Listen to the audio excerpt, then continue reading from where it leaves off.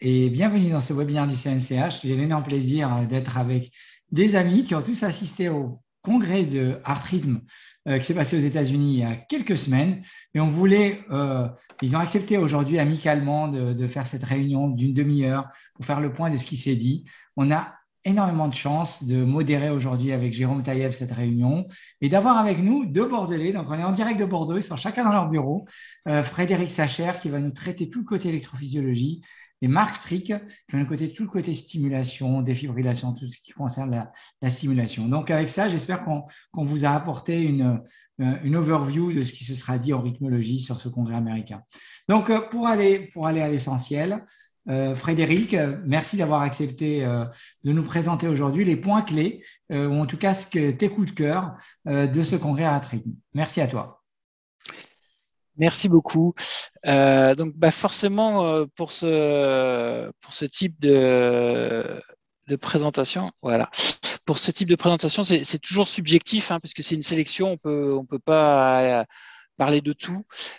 Donc, j'ai fait une sélection, mais je suis prêt à répondre à toutes les questions pour aller plus en détail sur certains points.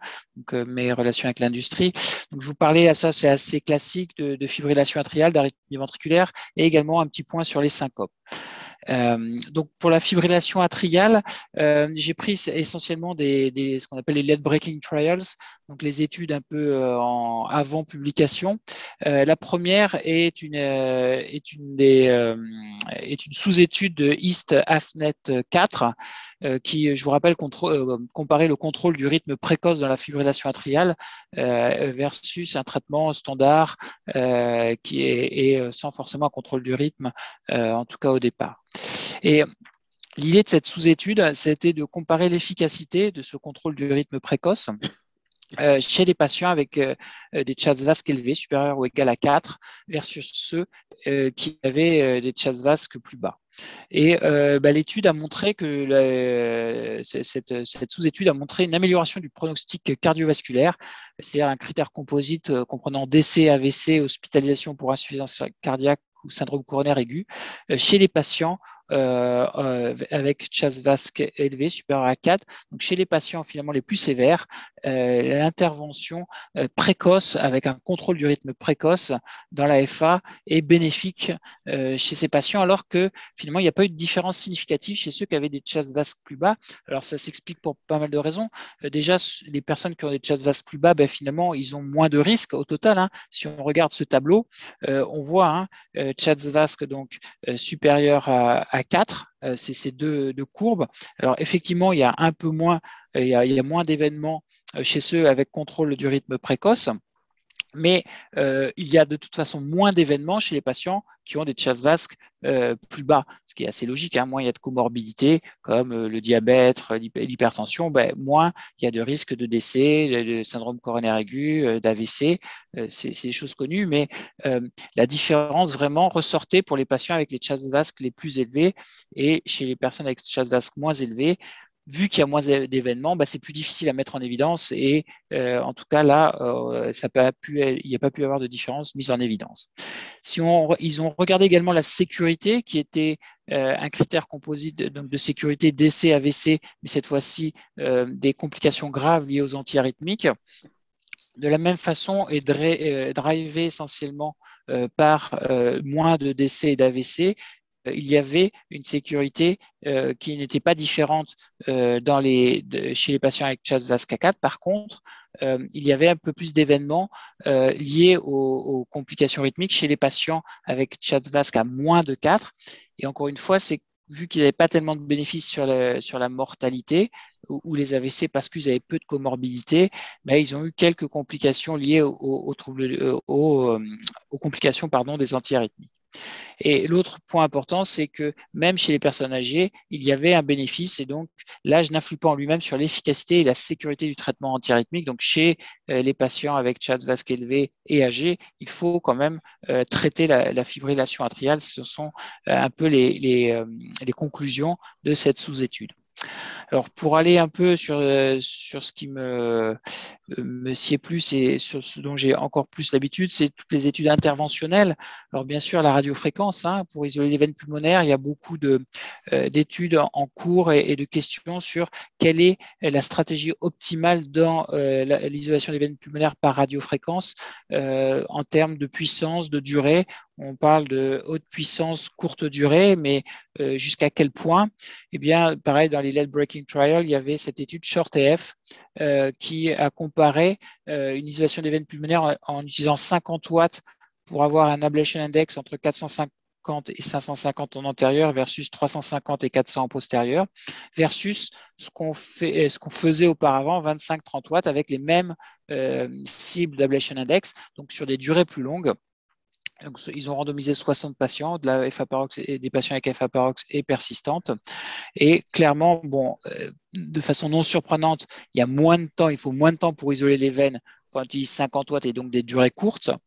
Mais surtout, plus intéressant, il y a moins de récidives à 1 an, 10% de récidives dans le groupe 50 watts versus 35% dans le bras 25-30 watts. Donc, et il semble assez clair maintenant que utiliser 50 watts pendant une dizaine de secondes, mais en ciblant en tout cas les ablation index, c'est probablement ce vers quoi il faut tendre et ce qu'il faut faire. Le tout petit bémol quand même, c'est qu'il y avait plus d'emboles cérébraux silencieux dans le groupe 50 watts. Ce n'était pas significatif, mais ça nécessite quand même d'être exploré. Il n'y avait pas la puissance dans l'étude pour le montrer. Donc, il y a quand même un peu, il faut rester attentif à ce signal et probablement aller plus loin. Alors, est-ce qu'il faut aller jusqu'à 90 watts 4 secondes comme certains le permettent? Il ne semblerait pas. Et il semble vraiment qu'à l'heure actuelle, l'utilisation de 50 watts sur des durées d'une dizaine de secondes pour obtenir ces ablation index et la durée optimale en radiofréquence. Et quand on parle d'isolation des veines pulmonaires et d'ablation de FA, bien sûr, actuellement, c'est l'électroporation qui prend le devant de la scène, qui est à la mode. Donc, il y a eu pendant ce congrès HRS, beaucoup de communication sur l'électroporation. Ce qu'il faut en retenir avant de rentrer dans les études, c'est que c'est quand même quelque chose qui n'est pas encore, en tout cas où il y a beaucoup de paramètres qui peuvent influer sur l'efficacité et la sécurité. La formation d'électrodes, le fait qu'on délivre en monopolaire, c'est-à-dire entre une électrode et un patch de retour, ou en bipolaire, en monophasique avec un courant qui va que dans un sens, ou en biphasique dans les deux sens, le nombre de pulses qu'on envoie, la répétition, les espaces. Bref, tout ça pour dire qu'il y a énormément de paramètres qui rentrent en ligne de compte et que pour l'instant, c'est un peu une boîte noire. Chaque fabricant garde ça pour lui, en tout cas toute cette partie. Et ce qui est important à retenir, il me semble, et c'était un peu la conclusion, c'est que chaque système devra montrer son efficacité et sa sécurité, et que un système d'électroporation ne sera pas identique à un autre. Et donc ça, c'est très important. Tout ce qui va être démontré pour un système devra l'être démontré pour les autres, et les autres devront faire aussi des études. On ne pourra pas passer de l'un à un autre par extrapolation. Donc en parlant de ça, donc, on avait encore un lead breaking trial dessus. Alors, cette fois-ci, justement, on commence à avoir un certain nombre d'informations sur le système Farapulse, qui est celui qui a été un peu précurseur, en tout cas pour les études. Et là, c'était une étude avec des cathéters focaux, finalement des cathéters qu'on utilise pour l'ablation avec contact force, que ce soit le Tacticat, le StablePoint ou le Smart Touch. Et donc, ils ont branché dessus un générateur d'électroporation. Alors, encore une fois, sans qu'on sache exactement ce qu'il y avait dedans. Et donc, ils ont traité 77 patients. Alors, isolation des veines pulmonaires en aigu, 100%. Et ça, à mon sens, ce n'est pas un critère. C'est absolument, bien sûr, indispensable d'avoir l'isolation des veines pulmonaires. Mais maintenant, on sait que on y arrive quasiment tout le temps. Le problème, c'est que ça ne prédit pas la reconnexion éventuellement. Et dans l'étude, comme d'ailleurs dans celle de Farapulse au départ, ils ont changé le type d'énergie, enfin la façon d'envoyer le courant pour justement améliorer la durabilité des lésions. Et donc, c'est là qu'on s'aperçoit que ce qu'il y a dans le générateur et qu'on ne sait pas, qui n'est pas dit, c'est absolument crucial pour l'efficacité et la sécurité des patients. Donc, à 3 mois, dans leur cohorte initiale, seulement 43% des veines étaient toujours isolées. Et encore une fois, en changeant par la suite la façon de délivrer l'énergie, ils sont obtenus sur leurs derniers patients 87% d'isolation à 3 mois des veines pulmonaires, donc en optimisant ça. Donc, il y a vraiment un travail très important sur cette recette d'électroporation qui est cruciale et qui dépend d'un opérateur, enfin d'une compagnie ou d'une autre. À 12 mois, ils avaient 88% sans récidive de FA. Donc ça, c'est vraiment un des points qui est très important dans l'électroporation. C'est la façon de délivrer l'énergie n'est absolument pas la même d'un système à un autre et va vraiment influer énormément sur les résultats à moyen terme et également sur la sécurité probablement. Alors, maintenant, on va passer aux arythmies ventriculaires. Les ablations de TV, alors c'est juste avant HRS, ça n'a pas été présenté à HRS, mais c'était juste avant, j'en me dis juste un mot, l'étude Partita, qui est la première à avoir montré un bénéfice sur la mortalité de l'ablation de TV, si elle est réalisée après le premier choc électrique interne par le défibrillateur. Il y a beaucoup de limites à cette étude, mais je voulais en parler parce que c'est quand même intéressant. Et donc, encore une fois, il faudra que ce soit confirmé dans d'autres études, mais il semblerait qu'un timing intéressant pour l'ablation soit après le premier choc par le défibrillateur, si tant est que celui-là soit réglé selon les critères modernes pour éviter justement ces chocs et favoriser les ATP. Voilà. Juste ce mot et on pourra en rediscuter après dans la discussion. Un mot également sur une autre façon de traiter justement les tachycardies ventriculaires sur cicatrice quand la radiofréquence ne fait pas l'affaire, qu'on n'y arrive pas avec les moyens actuels.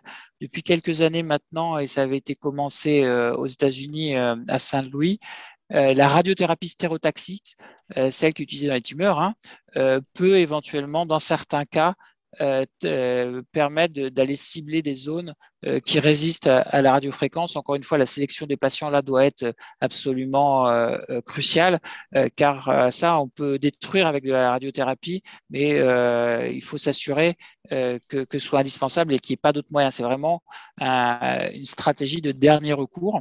Et alors, il y a plusieurs séries qui ont déjà été publiées dans la littérature, de Suisse, de République tchèque, des États-Unis. Là, c'est une série néerlandaise qui a été présentée. Alors là, ils n'ont que 6 patients, mais il y a beaucoup plus de patients qui ont déjà été traités dans les autres séries. Et donc, l'indication, c'est vraiment échec d'ablation de tachycardie ventriculaire. Et même s'il n'y a pas 0 TV après, vous voyez, à gauche, c'est le nombre de TV avant par patient. À droite, c'est après. Ça permet au minimum de bien réduire et de façon très importante le nombre de TV. Encore une fois, c'est assez préliminaire. Il y a des complications qui ont déjà été décrites, donc c'est vraiment des choses qui doivent rester du domaine du dernier recours et avec des personnes qui en ont l'habitude. Alors, on a publié également, on a présenté pendant cette HRS le workflow parce qu'un des problèmes, c'est d'identifier la cible à traiter par la radiothérapie stéréotaxique et ensuite que cette cible rentre dans le scanner qui va guider le système de radiothérapie. Et donc, on a développé des systèmes justement pour que ce soit semi-automatique, pour éviter les aléas du marquage manuel dans le scanner de radiothérapie qui crée des risques en plus de se tromper de cible, ou en tout cas que ce ne soit pas le bon endroit qui soit traité. Donc, c'était notre expérience avec 12 centres internationaux et 51 cas traités par ce workflow-là, passant par des systèmes d'imagerie. Il y a d'ailleurs un registre national qui a débuté, French Star, mis en place par le groupe de rythmologie, et c'est Philippe Moury là, qui en est le leader. Et donc, si vous voulez d'autres informations, il ne faut pas hésiter à le contacter. Un mot sur le syndrome de Brugada également. Alors, je passe un peu du coq à l'âne, mais bon, ce format nous tend à ça et c'est intéressant, je pense, de brosser un peu un tableau un peu large de la rythmologie de ces derniers HRS. Alors, pareil, publié sous forme d'étude, mais finalement, quelque chose qui est juste le démarrage d'une étude qui est de, en fait, voir l'effet de l'ablation dans le syndrome de Brugada. Donc, on a tous l'impression que ça marche, et plutôt bien, en tout cas, l'ablation épicardique. Encore faut-il le prouver. Donc, c'est ce qu'a essayé de faire l'équipe de Carlo Papone à Milan, en randomisant les patients qui avaient déjà fait un arrêt cardiaque ou au moins un choc électrique approprié de leur défibrillateur. Et donc, ils étaient randomisés soit en ablation, enfin, ils avaient le défibrillateur de toute façon, donc défibrillateur et ablation, ou juste défibrillateur, et ils voyaient la suite des choses. Il y avait 2 patients randomisés dans le bras ablation pour un dans le bras de défibrillateur seul. Alors, ils espéraient inclure 150 patients. Pour l'instant, là, ça fait 5 ans que ça a commencé, puisqu'ils ont commencé en 2017. Ils sont à 35 patients, ce qui n'est pas surprenant. Il nous était arrivé la même chose quand Vincent Probst avait lancé l'étude KIDAM pour, de la même façon, montrer l'intérêt de la quinidine dans le syndrome de Brugada, vraiment avec ce même schéma. Et on avait été obligé d'interrompre précocement parce que compliqué d'inclure ces patients. Il y en a finalement assez peu qui ont des problèmes. Et donc, c'est difficile d'avoir beaucoup de patients qui font des morts subites, et tant mieux pour eux, ou des chocs et des chocs dans le cadre de syndrome de Brugada. Mais c'est quand même intéressant. L'idée est intéressante de montrer enfin, en tout cas, d'essayer de montrer la supériorité. Voilà. Et un dernier pour conclure, sur les syncopes, il y a eu toute une session sur ce qu'on appelle la cardio-neuromodulation. La cardio-neuromodulation, c'est l'idée que il y a des plexis ganglionnaires autour du cœur qui vont médier les influx vagaux. Et donc, que si on va cibler, et par exemple par radiofréquence, ces plexis ganglionnaires, alors, ils sont épicardiques, bien sûr, mais si on les cible par l'endocarde, on peut parfois les atteindre. Enfin, on peut les atteindre si on les cible correctement. Et donc, que ça permettrait de diminuer le risque de syncope vasovagale. Donc, il y a eu un registre multicentrique américain et canadien qui a été présenté par Rod Tong, justement sur cette technique. Les indications, c'était le traitement des bradycardies vagales symptomatiques et des syncopes neurocardiogéniques. Encore une fois, il faut être très, très strict dans les indications. Hein. Il n'y a que quelques personnes qui peuvent en bénéficier. Ce n'est pas l'idée de faire ça à tout le monde, pas du tout. Hein. Et encore une fois, ça aussi, c'est très préliminaire. Donc, il faut faire attention aux indications. 71 patients, on voit tout de suite que quand même c'est des patients particuliers parce que c'est pas du tout nos patients avec des syncopes neurocardiogéniques habituelles, puisque 47 ans de moyen âge, c'est pas du tout ça, quoi.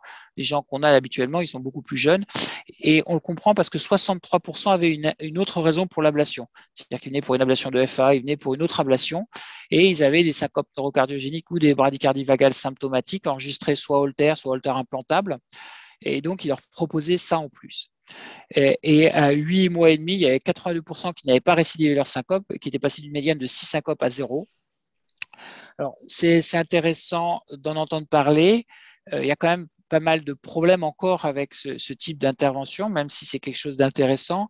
Déjà, on n'a pas de groupe contrôle. On sait que ce qui s'est passé par exemple dans l'hypertension, sans groupe contrôle, parfois on peut améliorer les choses, mais il peut y avoir un effet placebo.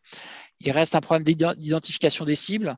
Alors certains recherchent des potentiels fractionnés, d'autres en stimulant pour voir les réactions vagales, et d'autres, enfin, comme nous, quand on essaye, c'est basé sur l'imagerie, parce que ces plexis ganglionnaires sont dans de la graisse périatriale, et ils ont quand même des localisations privilégiées, donc on essaye de les repérer comme ça. Quels sont les critères aigus de succès? Ça, c'est pas très clair. D'une étude à l'autre, ça peut varier. Et surtout, on n'a pas d'idée sur le devenir à long terme de ces patients. Donc, encore beaucoup de questions, mais quelque chose de quand même assez intéressant. Voilà. Et si vous êtes vraiment intéressé sur les syncopes, il y a un livre sur les syncopes qui vient de sortir, qui peut être retrouvé sur le site de la SFC, du groupe de Rythmo. Vous pouvez avoir le lien pour le commander si ça vous intéresse. Et bientôt, il y aura aussi un précis de rythmologie en langue française pour aller plus en détail sur toutes ces thématiques. Voilà, pour conclure, il y a de nombreuses thématiques présentées à cette HRS. Alors, j'ai pas pu tout aborder compte tenu du temps imparti. Il y en a eu aussi sur la thérapie génique, par exemple dans le QT long, où ils passent sur le lapin, là où ils essayent de remplacer KCNH2, le gène responsable du QT long de type 2. Donc, c'est l'équipe de Mayo Clinic qui travaille dessus. Il y a toute une session très intéressante sur le Covid et les retentissements rythmologiques que vous pouvez voir en replay sur le site de HRS si c'est quelque chose qui vous intéresse. De même sur l'immunologie et les troubles du rythme, en particulier dans les cardiopathies arythmogènes. Il y a de plus en plus d'études là-dessus et probablement une part immunologique non négligeable. Et également une session que moi j'ai trouvé vraiment superbe sur l'anatomie, pareil, qui est disponible en replay. Et je pense vraiment que toute personne qui fait de l'ablation, enfin, ou de la rythmologie interventionnelle devrait voir ce type de sessions, car on apprend toujours, on a beau en faire depuis un bout de temps, on apprend toujours avec ces sessions sur l'anatomie et c'est vraiment quelque chose de toujours hyper intéressant et informatif. Donc, et pour résumer, donc pour l'isolation des veines pulmonaires, il semble maintenant acquis que l'utilisation de puissance plus élevée, alors de high power short duration, en tout cas du 50 watts sur une dizaine de secondes, et ce qui vient en avant, mais bientôt, ce sera peut-être remplacé par l'électroporation en fonction des preuves. Il y a les études randomisées commencent simplement maintenant. En tout cas, l'électroporation porte de grands espoirs. Il y a de nombreux paramètres qui influent sur le ratio efficacité-sécurité et tout nouveau système devra montrer son efficacité et sa sécurité parce que ce n'est pas extrapolable d'un système à l'autre. Il y a également d'autres technos qui arrivent, qui ont été présentés, la radiothérapie, la cardioneuroablation. Je n'ai pas parlé de l'ultra-froid, mais avec des cathéters où on peut atteindre moins 180 degrés. Voilà, c'est plein de choses qui ont été publiées et surtout, ça a été très intéressant de pouvoir rencontrer tout le monde et retrouver les gens pour discuter du futur de la rythmologie et de potentiels projets de recherche. Sur le site, il y a la newsletter du site du groupe de Rythmo qui reprend un peu toutes ces études. Donc, n'hésitez pas à aller la consulter si vous êtes intéressé pour aller plus en détail là-dessus. Voilà, je vous remercie beaucoup pour votre attention et je suis prêt à répondre à vos questions si vous en avez. Ah si, j'ai terminé. Je ne sais pas s'il y a du monde, mais n'oubliez pas aussi ISCAT, il y en aura plus sur l'électroporation 12-14 octobre à Paris et 23e journée du groupe de travail de rythmologie également. Ce sera au Palais des Congrès à Paris cette année, donc n'hésitez pas à vous inscrire si vous êtes intéressé par tout ça. Voilà, Merci. j'ai vraiment fini. Un grand merci Frédéric tu nous as fait voyager. Alors ceux qui n'ont pas pris l'avion pour aller jusqu'à San Francisco se disent que finalement ça valait le coup peut-être de faire un aussi long voyage et tu nous as fait voyager avec déjà toutes ces données. Il y avait beaucoup de choses cette année. On voit que ça bouge et avec ça on va voir que la simulation c'est pas mal aussi. Bon, tu nous as abordé beaucoup de choses, on va pas reprendre bien sûr, mais peut-être des questions précises. Le 50 watts, ça te fait peur, l'histoire des micro-emboles? Là, tu penses que c'est quelque chose qu'il faut prendre au sérieux ou pas? Effectivement, nous, on est passé au 50 watts depuis quelques temps parce que, et clairement, c'est plus efficace. Ouais, ça m'a embêté un petit peu parce que pour moi, j'étais passé au 50 watts sans trop d'arrière-pensée. J'y allais vraiment volontiers. Alors, il n'y a pas d'AVC clinique, mais on se dit toujours au long cours. Alors, c'est toujours pareil, la FA en elle-même donne des emboles silencieux. On sait, les gens qui font de la FA au long cours, des FA persistantes et autres, ils vont avoir des micro-emboles, même sans ablation, je veux dire. Une choro, une dilatation, tu as des micro-emboles, mais je préfère ne pas en avoir quand même. Donc, s'il y en a vraiment plus, je pense que c'est quelque chose d'important quand même à aller investiguer de façon systématique. Par ailleurs, tu as parlé donc des ganglions. Tu as parlé des ganglions, du fait qu'on puisse. Alors là, tu as montré les limites un peu de la cardioneuroablation, en même temps son positionnement, et puis l'étude qui a pas mal de limites. Sur les ganglions, j'ai envie de te demander aussi, l'électroporation, elle est censée éviter les ganglions, je peux d'après puisqu'elle choisit. Alors, tu as aussi on parlait d'électroporation et du fait que l'une n'est pas égale à l'autre, mais sur les ganglions, petite question, est-ce que il a été discuté le fait que on ne touche pas les ganglions quand on fait une ablation, contrairement à la radiofréquence ou la cryo avec l'électroporation. Euh, Est-ce que ça peut avoir un effet négatif? Tu penses que ça pourrait rentrer dans la discussion ou pas? Ouais, alors, je serais un tout petit peu moins. Alors, effectivement, en théorie, tu as tout à fait raison. Et en tout cas, c'est comme ça que c'est vendu. L'électroporation, c'est hyper sélectif du myocarde. Ça touche pas les nerfs, ça touche pas les coronaires, ça touche pas les vaisseaux, ça touche pas l'œsophage, ça touche rien. Euh, Ça dépend, je pense, quand même de l'énergie qu'on y met, enfin du courant qu'on envoie, de la répétition du courant. Et moi, je suis toujours surpris quand même parce que ça touche rien, mais on a dans Manifest PF qui a été rapporté à l'IRA. Et puis en pratique, on a dans Manifest PF, il y avait quelques paralysies phréniques transitoires. Donc ça n'a jamais duré, c'est récupéré, mais ça veut dire quand même que le nerf il est un peu touché, alors de façon réversible probablement. Là, moi je suis toujours surpris quand on fait des électroporations qu'on a des asystolies vagales. Donc on a un effet sur les nerfs. Alors probablement pas qui dure pas, probablement, c'est probablement l'effet transitoire. Je suis pas venu dessus au départ, mais l'électroporation, c'est utilisé aussi de façon transitoire pour ouvrir les cellules, rentrer des médicaments, des anticancéreux par exemple, et qu'elles se referment. Donc, en fonction de l'énergie donnée et des cellules, on peut la détruire, mais aussi on peut simplement ouvrir les pores et les refermer. Donc peut-être que tu vois le threshold qu'on envoie qui est suffisant pour détruire les cellules myocardiques, ça donne simplement un effet transitoire sur les nerfs. Et par rapport à ta question qui est de l'effet quand on dit, bah oui, il faut aussi cibler les nerfs pour la FA et c'est une partie du traitement, ce que disait Papon il y a très longtemps, mais ça, on verra les résultats. Je peux pas m'avancer là-dessus. Mais voilà, je voulais juste revenir sur le fait que c'était absolument sélectif, complètement que du myocarde. Ça dépend de la densité de courant, enfin du courant qu'on envoie et l'énergie qu'on envoie tout simplement, quoi. Ton pronostic, c'est que ça pourrait supplanter la radiofréquence? Ah oui, enfin, en tout cas, ouais, mon impression, hein, c'est qu'une impression, et il faut les études randomisées qui nous amènent les preuves, donc avec ces précautions quand même là, et on verra les études randomisées qui commencent. Mais je pense que pour tout ce qui va être de l'ablation un peu large, isolation de veine, des lignes, même la TV à terre, enfin sur cicatrice, je pense oui. Après, sur un Wolff Parkinson Wine, sur une réentrée, non, probablement pas. Voilà. On gardera les générateurs, non. On gardera Pardon? les générateurs de Ouais, radiofréquence quand même, quoi. Elles ne sont mais, pas mais, disparaître. mais j'imagine qu'à terme, tu dois pouvoir switcher de l'un à l'autre. Enfin, tu vois, je pense qu'un générateur à terme d'électroporation pourra probablement faire de la radiofréquence ou peut-être que tu auras de l'électroporation moins puissante pour des choses plus précises. Mais oui, alors encore une fois, on a besoin des preuves, des études randomisées, on ne les a pas encore. Mais oui, c'est quand même assez enthousiasmant. Juste pour rappeler que vous pouvez poser des questions si vous le souhaitez, hein, bien sûr, pour ceux qui sont connectés. Euh, Est-ce que tu penses, tu as parlé de boîte noire, de recettes, que chacun a sa recette, chacun est en train de développer, chacun doit faire ses preuves. Est-ce que tu penses qu'un jour, on aura un système standardisé d'électroporation? Bah, non, j'ai peur que non, parce que c'est ça qui fait quand même la force des compagnies, enfin, standardiser. Alors peut-être qu'à la fin, ils vont arriver à standardiser quelque chose sans se mettre en commun, mais c'est leur partie de leur brevet, quoi, si tu veux, qui sont cruciaux pour eux, quoi, hein, et qui font l'efficacité et la sécurité. C'est comme moi, j'aurais espéré que toutes les compagnies de def aient un boîtier qui interroge tous les defs, quoi. J'aurais adoré avoir ça. Ce serait quand même beaucoup plus pratique pour tout le monde, et pour autant, ils ont gardé chacun leur truc, quoi. Donc, je suis assez pessimiste par rapport à ça, même si au final, on va de plus en plus aller vers des choses qui vont se rapprocher parce que ce sera ça qui sera efficace et sûr. Et ça va continuer, je pense, à s'améliorer, hein. Juste, j'étais pas rentré dessus, mais Farapulse, au départ, il faisait des chocs monophasiques, donc 100% d'isolation en aigu, mais à 3 mois, 46% qui étaient isolés encore.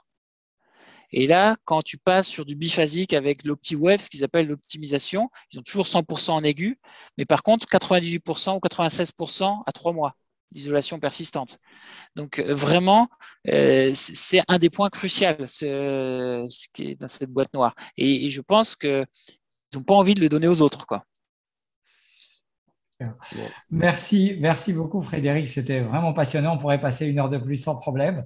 On va devoir enchaîner et Pas de problème. le Merci à tous. plaisir d'avoir avec nous Marc Strick, qui est également à Bordeaux, dans l'équipe de Pierre Bordachar, et qui va un peu nous résumer les messages clés de stimulation et défibrillation. Marc, c'est à toi. Merci. Merci beaucoup. Bonjour à tous. Et effectivement, à l'HRS, j'ai pour moi 3 sujets très, très intéressants. C'est bien sûr stimulation branche gauche. Ça a perturbé la science sur le Brady il y a déjà quelques années.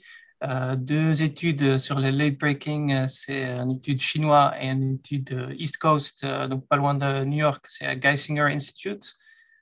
Deuxième, c'est def sous-cutané versus défibrillateur conventionnel, on va dire, endovasculaire, l'Atlas Trial.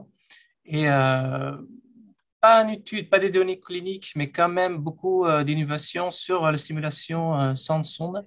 Donc, je vais vous montrer un peu de tout ça. Donc, bien sûr, le stim branche gauche, on attend avec impatience des données randomisées. Donc là, on a le premier étude, c'est en fait, pour être honnête, c'est une petite étude, hein.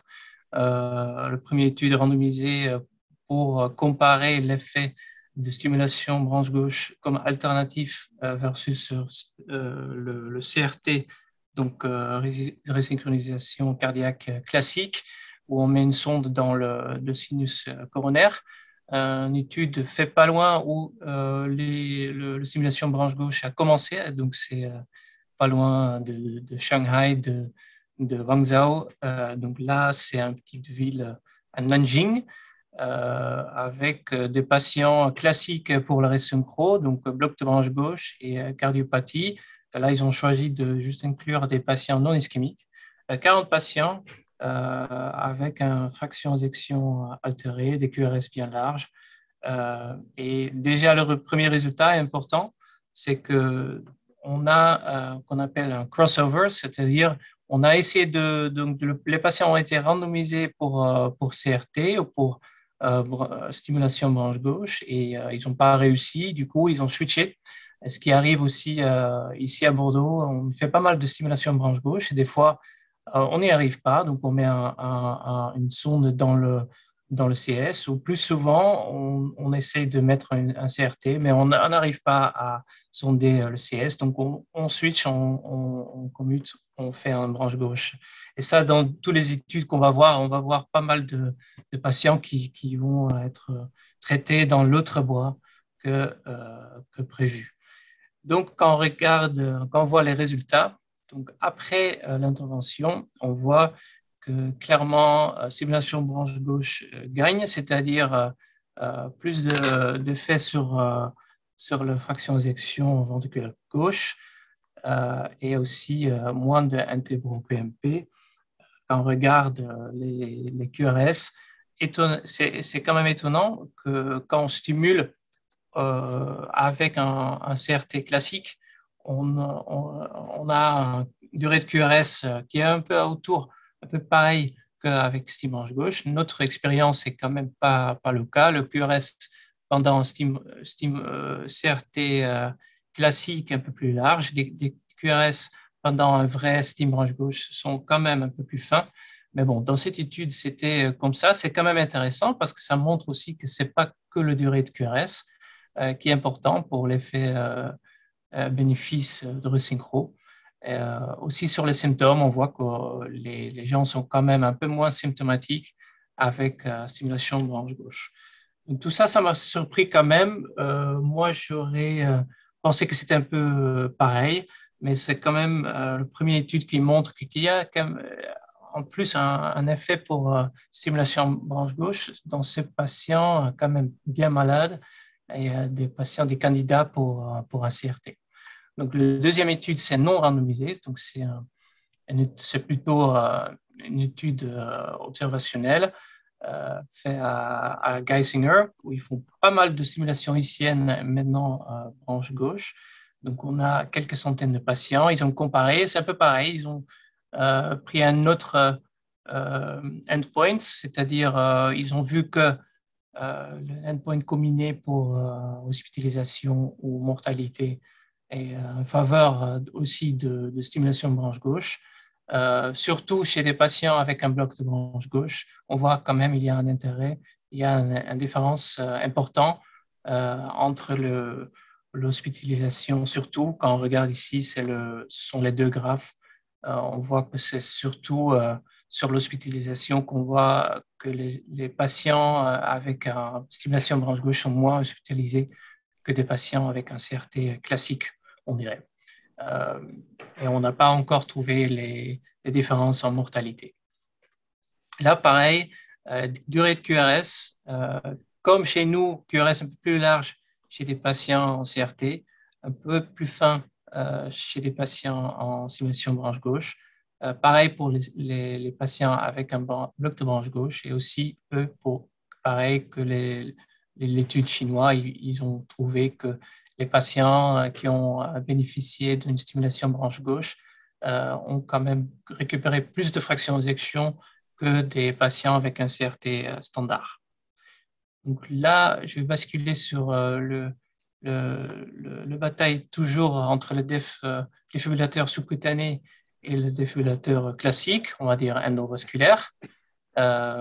Toujours vu des études non inférieures, donc c'est-à-dire ils vont juste essayer de montrer que c'est pas moins efficace. Mais là, du coup, c'est la première étude qui a vraiment randomisé des patients et en essayant de voir si c'est supérieur. Après, les objectifs sont quand même un peu étonnants, c'est-à-dire le taux de problème avec les sondes, on peut quand même imaginer que on va avoir beaucoup moins de problèmes avec des sondes, avec des défibrillateurs sous-cutanés, parce que ce sont les sondes qu'on ne traverse pas, qui ne sont pas dans les veines, qui sont sous-cutanées. Donc l'idée, c'est aussi de voir si ils ont pas plus de chocs inappropriés. Ils ont aussi de voir s'il n'y a pas plus d'intervention après l'implantation. Donc, quand on regarde le primary outcome, c'est hémothorax, pneumothorax, tamponnade, toutes les choses qui sont quand même difficiles à imaginer de faire avec un défibrillateur sous-cutané. Mais ce sont des outcomes qu'ils ont testés.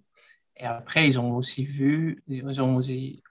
regardé s'il n'y a pas plus d'infections et des autres critères qu'on peut lire ici. Donc, pas mal de patients qui sont randomisés, donc soit pour un défibrillateur sous-cutané, soit pour un défibrillateur quand même à Boston. C'est quand même important de dire que l'étude était sponsorisée par Boston Scientific. Et après, on arrive avec presque 250 patients dans chaque bras. Et quand on regarde le tableau, les endpoints, on voit que effectivement, on a un peu moins des complications avec des défibrillateurs sous-cutanés. Ce qui m'étonne le plus, c'est quand même le patient qui a reçu une tamponnade ou péricardite ou épanchement. Mais si on prend toutes les complications qu'on peut avoir, bien sûr, avec les défibrillateurs endovasculaires, comme pneumothorax, le déplacement de sonde ou un IT sévère, on arrive à avoir quand même un différent significatif quand on compare avec le défibrillateur sous-cutané. Deuxième chose, aussi important de savoir que au taux d'infection, bon, ça reste très rare, bien sûr, mais on a quand même eu quelques infections, hématomes, bien sûr. L'OG est quand même plus grand pour le défibrillateur sous-cutané. Bon, c'est probablement pas lié, mais ils ont eu quelques complications comme AVC et mortalité dans le groupe sous-cutané. Du coup, pour les chocs inappropriés, comme toutes les études de DEF-sous-cut, c'est juste pas significativement différent. Ça m'étonne toujours. Donc, il y a un trend pour dire, ça a l'air d'être plus souvent quand même chez des DEF-sous-cut, surtout pour sur détection T, c'est ça qu'on voit aussi dans la clinique. On a aussi 5 patients choqués sur un SVT supraventriculaire, du coup, ce qui arrive encore souvent chez Boston, c'est vrai. Mais à la fin, ce n'est pas significativement différent. Donc, quand on bascule sur Leadless, on n'a pas encore des données cliniques, mais quand même pas mal des choses qui changent, qui bougent sur le plan innovatif. On connaît bien le Micra. Le Micra, c'est un pacemaker sans sonde qu'on implante déjà depuis quelques années. Ça marche très bien. Normalement, on n'a pas des complications. Le seuil sont bien basses et la batterie tient 10 ans en plus. Aujourd'hui, on a quand même 2 alternatives. Donc, FDA approved, donc c'est-à-dire qu'aux États-Unis, on peut implanter, mais en France, ça va arriver, je pense que l'année prochaine. C'est le pacemaker sans sonde simple chambre par Abbott et VR, et aussi proposé par Boston, leur appareil qui s'appelle Empower. Et chaque appareil a quand même leur intérêt d'exister, on va dire. Pour Aver, c'est surtout la possibilité d'ajouter une autre pacemaker sans sonde qui est plus petit dans l'oreillette. Donc, à HRS, j'ai eu l'opportunité de jouer avec un simulateur et de voir ce dispositif. C'est quand même tout à fait vraiment différent que le Micra parce que déjà, il y a un Helix. Du coup, on peut faire des tests avant de de fixer. Et avant, il faut quand même vraiment visser le dispositif en entier dans le cœur. Donc, c'est vraiment rien à voir avec un Micra. Mais le fait qu'on puisse mettre un autre appareil dans l'oreillette qui peut communiquer avec l'œil vert dans le VD, ça va quand même tout changer dans le mode, dans notre monde de stimulation Brady. Parce que, comme vous avez le pacemaker sans sonde simple chambre, ça reste quand même autour de 15%, 20% d'indication. Donc, si on peut faire double chambre sans sonde, ça va quand même beaucoup, beaucoup changer. Même si moi, j'adore la stimulation branche gauche, et là, on repart en arrière. On va stimuler le VD sur le septum, mais je pense qu'on peut aider beaucoup, beaucoup des patients. Il faut dire qu'il y a une étude clinique en cours. Donc, les premiers patients ont été implantés en Europe il y a quelques mois. Donc, il faut vraiment attendre l'étude, les données. Donc, j'espère que ça va être un peu mieux que leur premier dispositif, le NanoStim qu'on n'utilise plus. Et bien sûr, donc là, il y a Abbott, ils ont déjà fait un peu de pub pour essayer de vous convaincre que leur appareil est mieux que le Micra standard. Ce qui est indiqué sur leur poster, c'est que la durée de vie de Micra, c'est 4,7 ans, ce qui est étonnant. Je pense que tout le monde, tous les cardiologues qui implantent un Micra sont quand même bien au courant que c'est quand même au moins le double ou plus. Mais c'est 4,7 ans parce qu'ils ont utilisé des valeurs un peu méchantes, c'est-à-dire 2,5 volts avec une durée d'impulsion à 0,4 millisecondes, ce qui est vraiment pas tout à fait le cas chez 99% des patients avec un Micra. Par contre, si la batterie est vraiment 2 fois plus efficace, ça aussi, bien sûr, ça va jouer sur notre décision quel appareil on va implanter. Donc, pour finir, le dispositif fait par Boston, c'est aussi un sorte de Micra Waver simple chambre, par contre, qui permet de communiquer avec leur défibrillateur sous-cutané. Donc, imaginez-vous que vous avez implanté quelqu'un avec un défibrillateur sous-cut.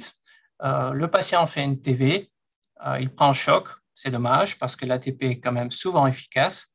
On peut imaginer qu'on implante un Empower pour effectivement aussi faire de l'ATP pendant de la TV. Donc, le DEF sous-cut enregistre, détecte une tachycardie ventriculaire et le défibrillateur peut communiquer avec l'Empower, avec le pacemaker sans sonde, pour envoyer une commande pour faire un ATP. Et après, ça redétecte et l'épisode a terminé. Donc ça, c'est quand même quelque chose qui est aussi très intéressant. Le premier patient implanté à Amsterdam en décembre. Donc, on a aussi hâte de voir des résultats. Donc, pour conclure, oui, bien sûr, moi aussi, mais beaucoup de mes collègues en Brady, on a beaucoup d'enthousiasme pour la STIM branche gauche. On a quand même besoin de beaucoup plus de données. Dans les recommandations ISC qu'ils ont sorties il y a 6 mois, il n'y a rien sur la STIM branche gauche parce qu'il n'y a pas de données. Donc là, ça commence petit à petit. Par contre, on a aussi besoin de meilleurs critères parce que j'ai l'impression que tout le monde fait un peu, pas n'importe quoi, mais on ne sait pas quels critères utiliser, quand d'être content avec la sonde, avec la position. Et bien sûr, des meilleurs outils parce que tout ce qu'on utilise maintenant, c'est soit fait pour stimulation normale, conventionnelle, soit pour stimulation de HIS. Et ce n'est pas tout à fait pareil. Donc, le DEF sous-cut permet une réduction importante des complications, 92% pour être exact. Par contre, oui, les critères d'évaluation sont quand même prédestinés pour favoriser le SICD. C'était un peu enforcer les portes ouvertes pour moi. Et bien sûr, nous attendons les résultats cliniques de tous ces dispositifs pacemaker sans sonde, simple chambre, double chambre et aussi les pacemakers sans sonde qui peuvent faire de l'ATP. Merci. Merci beaucoup pour cette très très belle présentation. J'ai une question à te poser concernant la stimulation de branche gauche. Il y a eu un registre européen qui a été présenté à ERA qui montre un taux de complication d'environ 8% avec quand même des courbes d'apprentissage. Il fallait au moins faire 100-150 procédures. Alors, je sais que toi, tu as une excellente expérience et c'est pour moi une énorme chance de te parler. Comment tu vois les choses? C'est-à-dire, quand on a regardé ce registre, on a vu les potentielles complications, c'est un peu effrayant, on va dire. Qu'est-ce que tu en penses? Oui, bon, ça dépend aussi un peu ce que tu appelles des complications. Perforer le septum, bizarrement, pour moi, ce n'est pas forcément une complication parce que ça fait partie de stimulation de branche gauche. On essaye de trouver le sweet spot et des fois, on est trop loin. C'est comme j'ai déjà dit, on n'a pas encore vraiment des critères, même si chaque semaine, on voit des articles écrits dessus. Donc, on teste vraiment quand est-ce qu'il faut arrêter de visser. Ça, c'est quand même le problème principal pour la stimulation de branche gauche. Ça peut expliquer le taux de complications élevé. Et après, pour moi, c'est surtout ça. On a besoin des critères pour mieux faire. Et j'ai vu aussi dans le même registry que le taux de succès, ça dépend vraiment le patient aussi. Les cœurs dilatés, c'était 3 sur 4. Donc, c'est quand même 1 sur 4 d'échecs. Et le fait d'implanter au moins 150 pour être bon, ça, je trouve un peu exagéré. C'est aussi un peu basé sur un questionnaire. Dans mon expérience, je pense que c'est plutôt 50, qui est pas mal. 50, c'est beaucoup. Mais je pense qu'il faut implanter dizaines de dizaines avant d'être sûr que tu peux vraiment dire que tu es bon en stimulation branche gauche. Oui. Pour le défibrillateur sous-cutané, après je laisserai Jérôme poser des questions. Pour le défibrillateur sous-cutané, quel est votre protocole actuel? Est-ce que vous les implantez sous anesthésie générale? Est-ce que vous les testez à la fin? Oui, d'accord. Donc, je sais que le tendance, c'est quand même de le faire sous anesthésie locale et je suis convaincu que c'est faisable. Par contre, notre protocole à Bordeaux, c'est encore qu'on fait sous anesthésie générale. Donc, nous, on fait ça et bien sûr, il faut tester à la fin. Les défibrillateurs sous-cutanés, c'est vraiment autre chose. Ça ne détecte pas chaque battement, ça détecte un épisode d'EV. Donc, c'est important de savoir que ça détecte bien. Et bien sûr, on sait aussi, c'est le Praetorian Trial qui a montré que si on laisse trop de gras entre les côtes et le boîtier ou la sonde, on a quand même beaucoup moins de chances d'être efficace.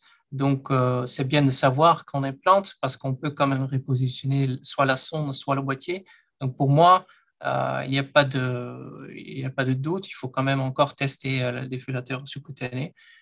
L'autre discussion qui est en train d'arriver, c'est que quand on va changer les boîtiers, est-ce qu'il faut le tester ou pas? Et ça, je ne fais pas toujours, mais je sais que c'est quand même étonnant le taux de problèmes, des chocs inefficaces jusqu'après un changement de boîtier. Ouais, merci. J'aimerais effectivement te poser une question peut-être un peu provocante. On voit qu'il y a deux voies qui se dessinent dans la simulation. Enfin, il y a une grosse accélération des choses. Avec d'un côté une stimulation que j'appellerais ergonomique. Peut-être c'est les constructeurs qui nous ont donné ça, hein, plus que les médecins. Les médecins en chaîne implantent des appareils miniatures sans sonde. Et puis, alors maintenant, ils nous ont fait donc des choses de mieux en mieux qui communiquent. Et puis, de l'autre côté, on a alors, avec un retard sur la physiologie dans cette configuration d'ergonomique, on va dire. Alors, c'est vrai, il n'y a pas de cicatrice, ça se met par en bas, c'est parfait, etc. Il n'y a pas de sonde. Mais avec un sacré retard qui a été pris en physiologie et puis un petit rattrapage. Et de l'autre côté, une accélération de l'efficacité physiologique avec donc des simulations de branche gauche, là on vient de le voir, et là ça vient des médecins et pas des ingénieurs, et pas des constructeurs qui vont suivre dans l'autre sens. Alors j'ai envie de te demander, tu vois comment le futur? Enfin, est-ce que tu vois les gens avec plusieurs appareils, une sonde dans l'oreillette, une capsule dans l'oreillette, capsule dans le ventricule, peut-être une dans la gauche, il ne faudra pas sauter à la corde. Et puis, de l'autre côté, où est-ce que tu vois plutôt la simulation physiologique avec les sondes conventionnelles, finalement, confirmer leur efficacité? Voilà. Enfin, quel est ton avis? Oui, c'est une très bonne question. Pour moi, je peux être très clair. Pour moi, il y a une seule solution, c'est stimulation voie de conduction sans sonde. Hein. Donc, avec le moins d'appareils possible, mais je pense que ça va être quand même deux. Donc, une dans l'oreillette et une dans le ventricule. Medtronic essaye de resynchroniser sur l'oreillette en utilisant les capteurs dans leur dispositif dans le ventricule, mais honnêtement, ça ne marche pas à 100%. Euh, on- je- on- Aujourd'hui, ce n'est pas encore possible, et peut-être aussi l'année prochaine, ce ne sera pas encore possible, mais ça va arriver. Je ne sais pas si ça va être la stimulation de branchienne, branche gauche, mais on voit quand même que c'est tellement bénéfice pour les patients, c'est tellement important que ça va arriver. Le problème, c'est que pour les grosses boîtes, hein, comme Medtronic, Abbott, Boston, pour eux, stimulation branche gauche, c'est pas forcément très avantageux parce qu'on aura moins des triples chambres, des DEF triple chambres. Hein, on peut se débrouiller avec un pacemaker double chambre. Donc, ça va prendre du temps, mais je sais déjà qu'ils sont en train d'essayer de stimuler le voie de conduction avec leur pacemaker sans son, et je suis sûr que ça, c'est l'avenir. Il faudra qu'ils fassent un trou quand même dans le septum, hein. Enfin, je ne sais pas comment ils feront ça, Bah, peut-être avec leur vis, et puis il faudra que ça tienne. Enfin bon, il y a beaucoup de challenges. oui, On va voir la suite. Bon, je regrette qu'on soit amené à terminer parce qu'on aurait plein de questions à vous poser à tous les deux, enfin particulièrement à toi, Marc, parce qu'on t'en a pas posé tant que ça, mais c'est vrai qu'on a, enfin, je pourrais te proposer des questions euh, sur les peu de micro-cohortes qu'on avait finalement, enfin, en randomisé, 20 patients x 2, celui de HERA, c'était 35 patients x 2, avec la même étude, même genre d'étude et beaucoup de crossover. Donc, on a vu les limites. Tu l'as très bien dit d'ailleurs, hein. Donc, bon, on va être obligé de conclure. On vous remercie tous les deux. Je remercie Walid Amara qui est à l'origine de l'organisation de ces webinars et donc de celui d'aujourd'hui. Et donc, on vous dit simplement merci pour aujourd'hui et rendez-vous pour le prochain webinaire Sencha. Je ne sais pas si Walid, tu veux rajouter quelque chose ou il y en a. Non, bah, merci à Voilà. tous. Merci à Frédéric et à Marc d'avoir accepté de prendre sur leur temps pour être avec nous aujourd'hui. Et merci à tous et à très bientôt. À Bonne très soirée bientôt. tout le monde. Au revoir. Bonne soirée, au revoir. bonne soirée, au revoir.